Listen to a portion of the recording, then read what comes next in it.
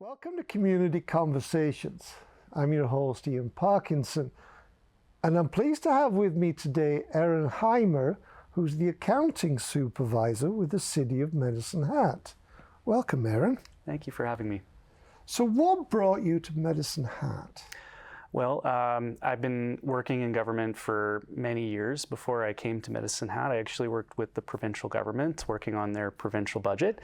In my last year with the provincial government, I actually got to sit in with Premier Scott Moe in the cabinet meetings and help with budget recording and decisions there, which was a really amazing experience to be in that environment, especially during the pandemic and during COVID. It was a very, very interesting time. But coming out of the pandemic, all my family is from Medicine Hat, and we were feeling that desire with a young family to come back home. So I applied for a job here, and that's how I ended up in Medicine Hat. Yeah, the border between Alberta and Saskatchewan is a little fuzzy these days. Because most people from the Hat invariably related somehow to somebody from Saskatchewan. I was actually born in Regina and spent most of my life here in Medicine Hat before moving back to Saskatchewan and now back to Medicine Hat. So it's I consider myself an Albertan and a Saskatchewanite, and definitely cheer for the Rough Riders and the. Well, you're not alone. Yeah, I always laugh because Fridays and Saturdays at Costco, half the parking lot are green and white license plates, who I'm sure pay their provincial tax on the way home. So you've just gone through a massive budget cycle and review, and if I try and add it up, about 18 hours of presentation to City Council? We're actually higher than that. We've gone through 10 meetings with them in an open public council setting. And I think last time I tallied, we were over 23 hours, which is on pace to quadruple the amount of time that we spend with council in a public setting talking about budgets. And it's really a response to, we did a community survey this year, and the number one thing that people were wanting more information about in this community was about their taxes and about budget. And so we've been working to increase that transparency, invite people, open the books and say, this is our process. We've invited council as well to come along in the journey of developing the budget with us this year. And that was part of the strategy, was for us to really have these conversations so we could hear what council was thinking, we could gain that feedback so that as we were building our budget, we could tweak it and adjust it to meet their needs, so that by the time we got to the end of the cycle, we had something that council was confident in would meet their mandates.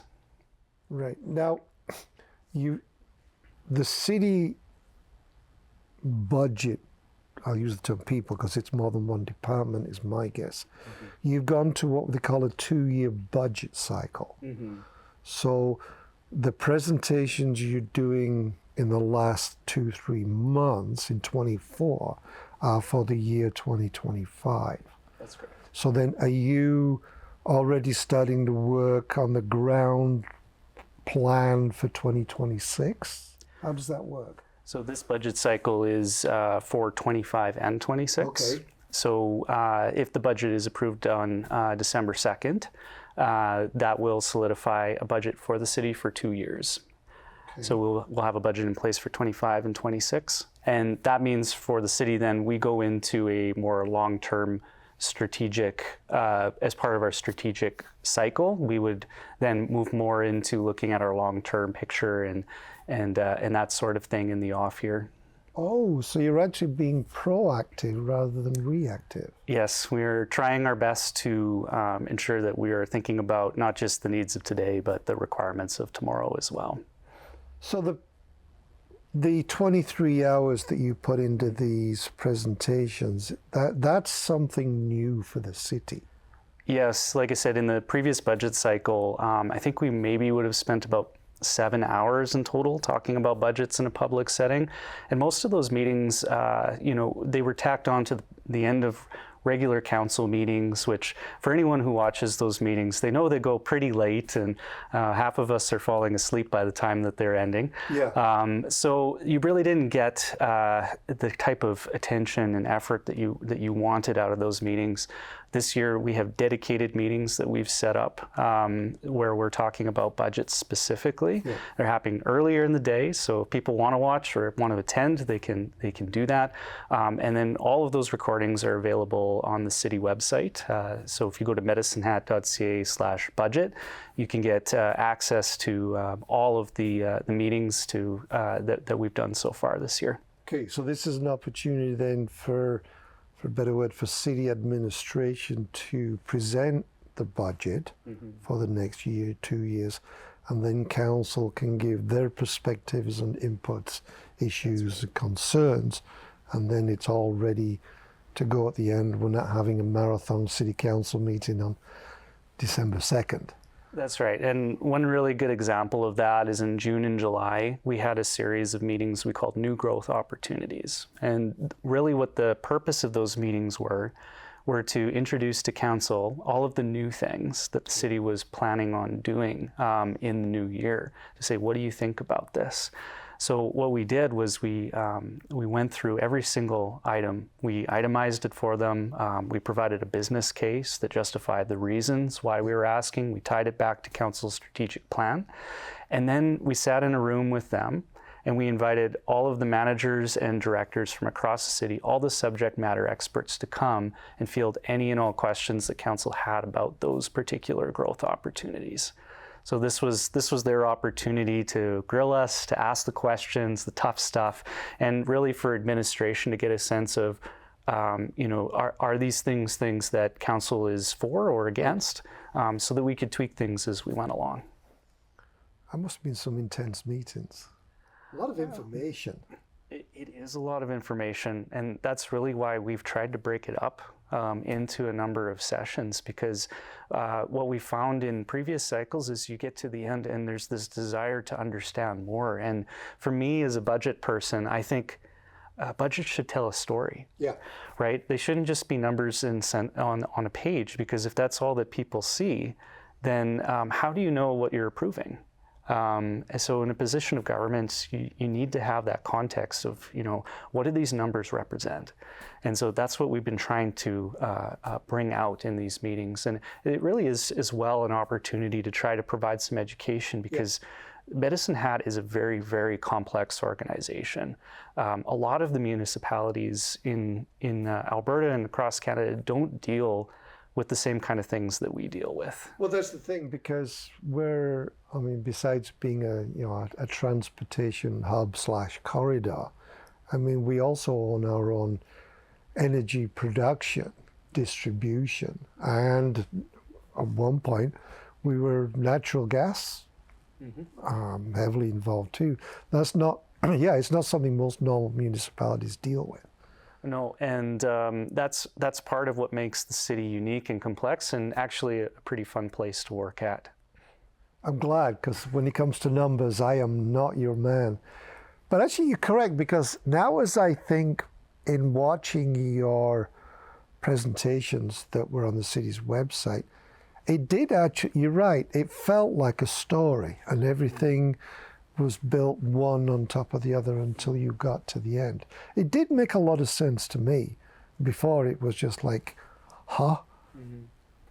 And that's really part of it too, is that, I feel like a lot of people have a desire now to understand. They want to know. And we want to make sure that if people are looking for the information, they can find it, and they can create informed positions, informed opinions. Yeah, and there's some information you can readily provide, and there's some information that is just, you ain't going to see this, which is the nature of the beast for pretty much everybody.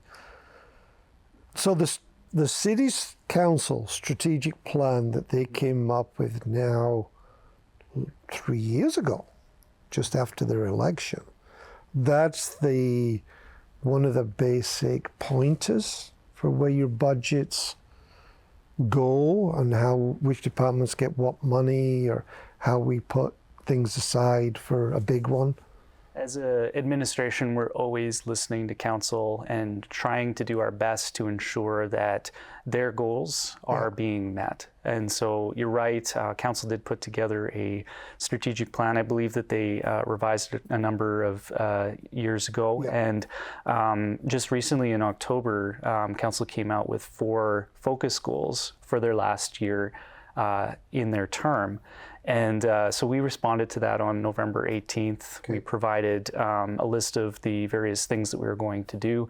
I think the major things that they were focused on were efficiencies within the organization, addressing social disorder, economic growth, and I can't remember the last one off the top of my head. I'm sure it's on the city's website. It is, yes. But we address those things, and we've incorporated all of that into our budget as well. Yes. So the budget is really meant as a tool. It's really those tangible dollars and cents of what we are doing to enact council's strategic plan. And for residents, what does budget really mean? It's really an opportunity to hear about the conversations about what are the new things that council and administration is looking at doing. It gives them that opportunity to kind of like get the sneak peek at what we're planning on, where their tax dollars are going, so that they can see where the value is coming from. And also hear those stories about, what are we proposing as far as a tax increase or utility increase. This year has been a testimony to the level of transparency that we've been trying to create so that people can really make those informed opinions and engage in the process. So there's a significant sum of money in the city's bank account. And a lot of people look at it and think it's just cash in the bank. Now, having listened to your presentation and Managing Director Eggert and Manager Barter, that is not the case. So how is it divided up? Well, I think about it like you think about your own bank account, right? Let's say you have $10,000 sitting in a bank account. Okay. Not I don't, but maybe somebody does who's watching. When you look at that $10,000, how do you think about it? Do you say, whoa, I've got $10,000, might as well go on a vacation? Or do you say, well, you know what, I really need $3,000 just to, as a float, just as a contingency in case I lose my job or something happens? Blow the motor in the truck. Exactly. Okay, so you have an operating contingency. So does the city. You might say, well, I need to keep a couple $1,000s in the bank because I'm expecting that I'm going to need to do some repairs on my car. Okay, so you have a capital reserve as well. So does the city. Okay. So you don't think about the 10 million or 10,000, 10 million. You don't look at the 10,000 and say, well, gee, I've got all this money to blow. It really, it's earmarked for purposes, right? And so the city is the same way. We have, like I mentioned before, we are a highly complex organization, and we deal with things that other municipalities just don't. So as you look at the bank, well, there is a lot of money in that bank account. Sure there is, but we have, for example, our oil wells, 100 years of prosperity coming out of the gas city from these oil and gas wells. And, a lot of those are starting to deplete. They're starting to come to decline in their production. And as they do, they're leaving an environmental liability that we have to clean up. I think if you look at the financial statements from 2023, hundreds of millions of dollars are estimated for the cost of remediating that. So as you're looking at the bank account, you're saying, okay, I've got to earmark a couple $100 million just for abandonments. So that's what you call a liability. Yes. Yep. Okay. That's right, and that's on the city financial statements. There's other things too, though, that don't show up on as a liability. For example, it's been in the news quite a bit, and we've been talking about it a lot at council. What we're calling energy transition, which is. When I heard that term, I didn't really know what it meant, but really, it's just a fancy way of saying in the future we're moving towards clean energy. And we've got to put money aside to figure out what that looks like if we want to continue in that business. Yes, and here's where the crystal. I'm surprised every managing director in the City of Medicine Hat administration doesn't have a crystal ball. Because we were talking with Rochelle Pankos a couple of weeks ago, and there's so many unknowns based on a volatile system that some days you just don't know which way to turn. Yeah, and that's exactly it. So one of the themes, actually the major theme for this budget, is balancing the needs of today with the requirements of tomorrow. Yeah. And what we're trying to do in this budget cycle is really take the long view and say, look, we've got some things coming down the pipe that we need to be thinking about. And so one of the things we did this year is we said we're going to earmark a certain amount of money in the bank account for energy transition as a way of identifying, look, we need some cash to be able to deal with this issue in the future. And that makes sense to me as a civilian or a city resident, because then instead of whatever the magic number is, well, here's the magic number, but you can't spend that because of reclamation, you can't spend that because of this, and here's what's left. And even with the what's left, the amount of money that we can earmark today just pales in comparison to what we're actually seeing on the horizon. Yeah. So we're trying to make it clear in the story of the bank account what's earmarked for what, but we know we have work to do coming down the line, and so we're trying to do what we can today to prepare for tomorrow. Yeah, and you're also, for a better, bound by a lot of legislation as to what money you can spend where or how much you can borrow. Yeah. And I mean, the city has, from the presentations I've seen, done admirably well at staying well below the Municipal Government Act line. But it must be, I mean, if I look at some of the issues like Calgary, Montreal, Ottawa, I mean, those are multi-million-dollar surprises. Apparently, with Managing Director Bohan, it appears that they've got a hand on what's going on. We won't be, if we are surprised, it'll really be a surprise. But it's like being a homeowner. If your water pipes freeze, then you've got not just the discomfort of not being able to shower, but what are you going to do when it thaws? Yeah. And let's go, and the cost and the consequences.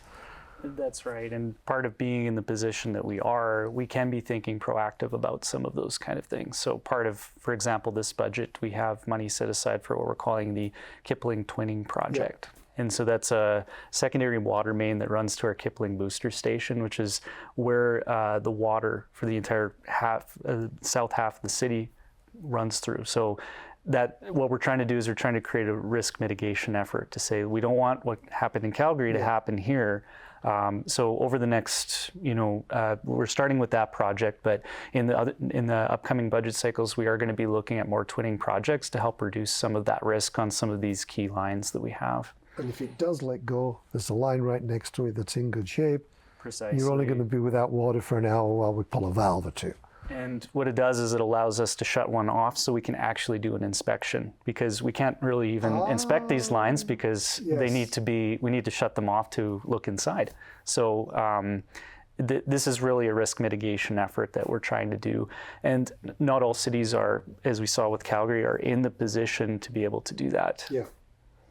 And this stuff is all underground too. Right? That's right. Everybody drives over it every day but has no idea it's there. And realistically, a pipe could go at any time. These pipes have a shelf life of 50 to 75 years, but a lot of those pipes could burst before their time too. So it really is trying to mitigate the risk. It doesn't eliminate it, but we're trying to do our best in this budget cycle to think about needs like that in the city and make sure that we're well positioned to take care of residents. Good. I wish you well with that one. Thank you. Did you think when you went to accountant school you'd wind up talking about twin water lines? No, I never thought I would be here with you today. To be honest, most of the time they keep the accountants in the office with their plants and their goldfish. So, well, you did such a good job in front of City Council. I guess they figure you're the poster boy for City Hall. The City of Medicine Hat also has investment accounts. And looking at the interest return numbers Managing Director Eggert has posted, those are pretty impressive numbers. Does the city invest those themselves, or do they have somebody do it for them? Well, the its city's treasury department is responsible for investing, and they manage the portfolio. But we do invest with investment managers. A lot of that detail can be found in our investment policy that we put together for the city. It sets out the benchmarks and how much we can invest in certain portfolios and that kind of thing. Oh, so you go to these big, huge financial wealth guys and say, we want 10% over 2 years. Off you go. Yeah, in a way, yeah. The City of Medicine Hat is really, a lot of people might not know that we are one of the only municipalities in Alberta who's even allowed to do that. Really? Most municipalities are not allowed to invest in equities. They stick with GICs and fixed income.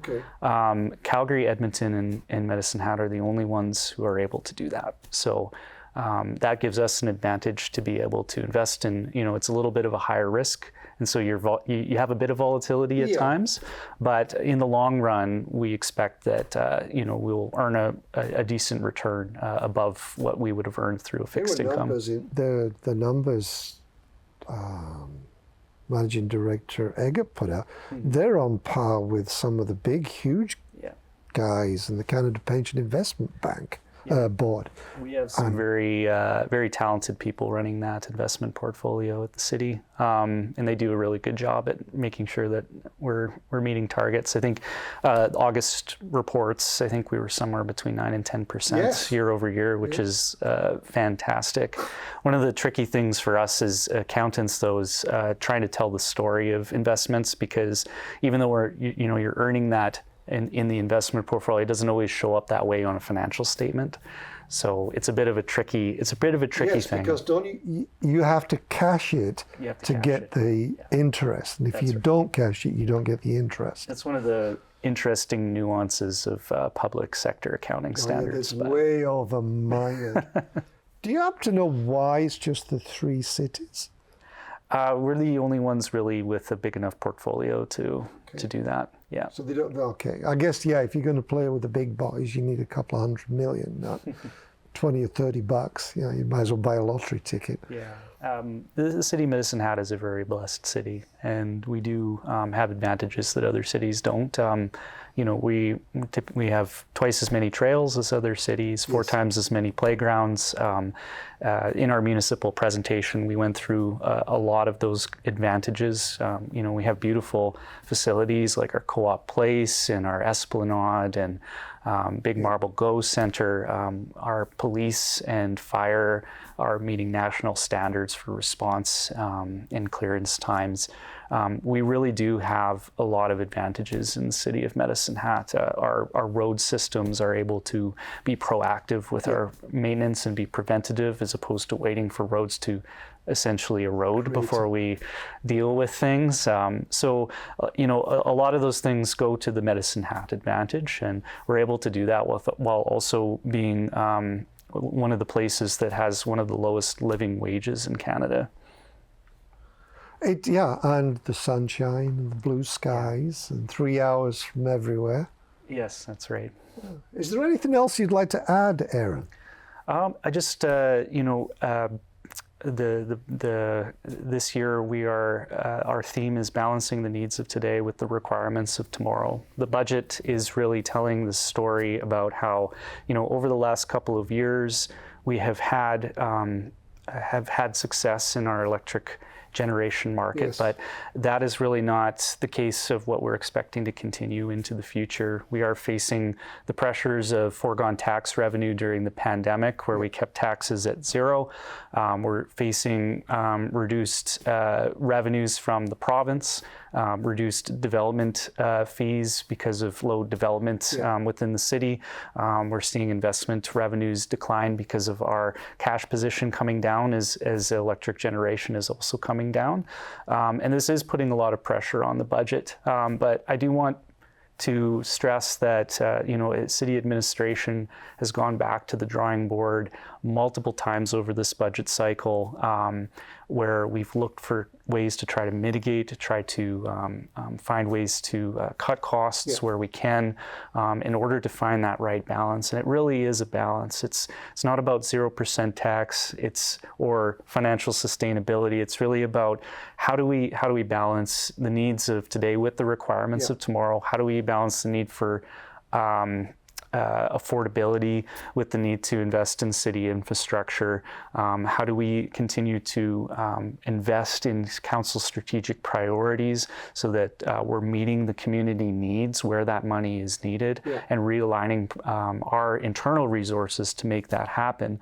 So it is an incredibly complex balancing act.